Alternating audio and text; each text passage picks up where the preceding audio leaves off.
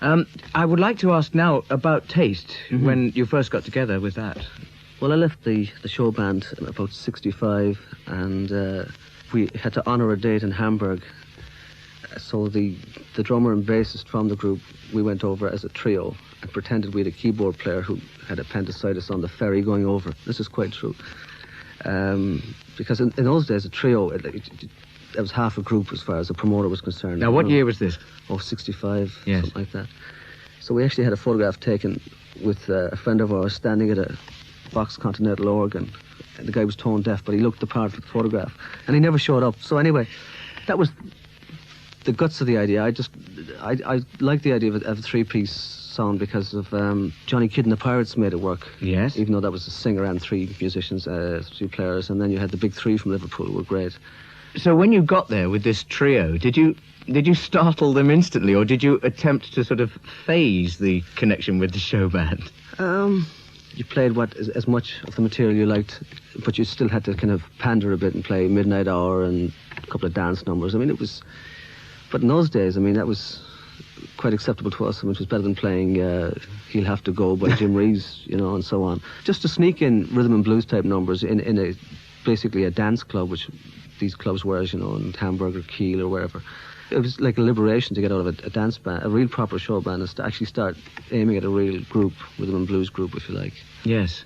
But it wasn't long after that before Taste were, right up at the top. Yeah, the drummer was John Wilson, very good drummer, and the bassist was Richard Charlie McCracken. Charlie McCracken, yes. We know him. Yeah. You did the album, of course, live at the Isle of Wight. That's right, yeah. Which must have been a great event. It was, but the sad fact is that album was, I think, was about the last 2 weeks of the band's life, in fact, and we didn't even know it was being recorded, or it just kind of came out after we split up, the usual story. I'd be fonder of the two studio albums we did. The first one, Taste, and then On the Boards. Well, On the Boards was Taste's most successful album, it was, I think. Yeah. And what about the material at that time? We do songs like Catfish, Sugar Mama, on one hand, Leavin' Blues. Then we do originals, more rock-oriented, and then we do tracks that would be a little more left field again, the little jazz-tinged numbers. But you've always had that interest in jazz, haven't you? Yeah. It's always audible. Well, I like the rhythm side of jazz. I don't like to...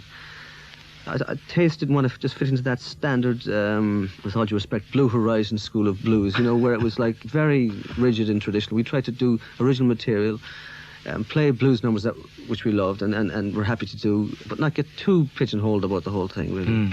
Did you ever do any Robert Johnson? I can't remember. We did Walking Blues, Terraplane Blues, which I still love, and... You still love Terraplane Blues? Why don't we listen to it? Robert Johnson, Terraplane Blues.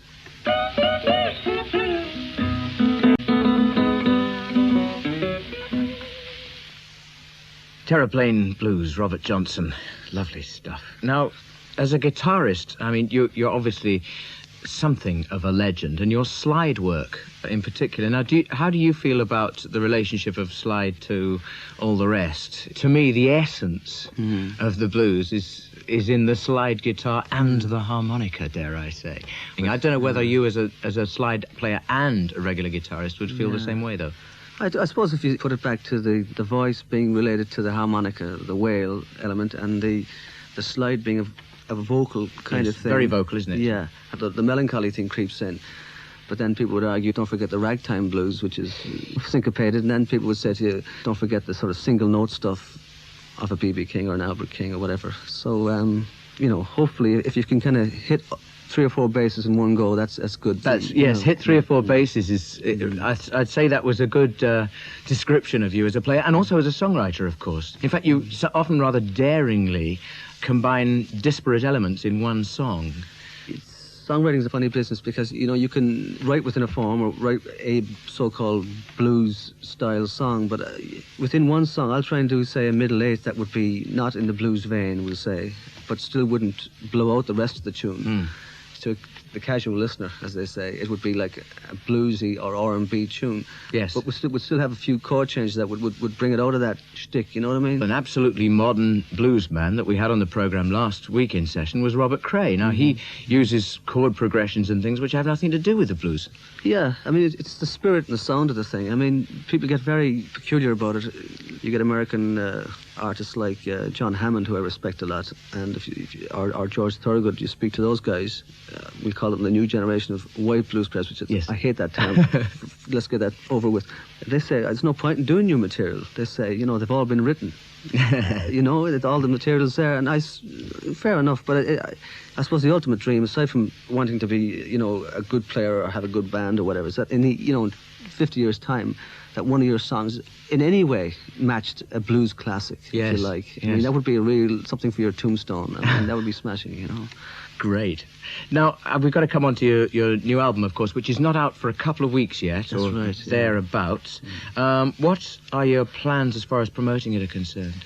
Well, we're off to France in the end of April, working right through May on a French tour, but we'll be zigzagging away from that tour to do odd festivals in Germany, in Scandinavia, Switzerland, I think, and then we'll come back and do some British dates. One of your zigs you mentioned just now, or one of the zags, was to go to Switzerland. Would that be Montreux again this year? Might be. I just have to mention that last year we had to follow you on the blues night at Montreux, and it must be admitted that you cut us that night. No. Also, I have to say that you had with you one of my favourite harmonica players, Mark Feltham. Now, you haven't got a harmonica player with you on this outing. No.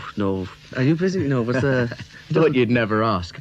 Well, there you are. That's got to bring us, I'm afraid, Rory, to our last record choice from you, and it's a harmonica player, of course, Sonny Boy Williamson.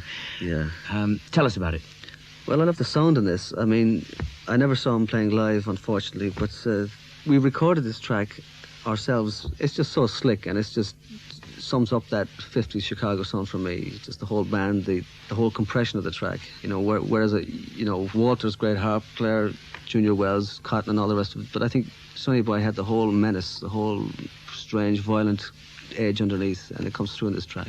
It certainly does. Don't start me to talking, Sonny Boy Williamson.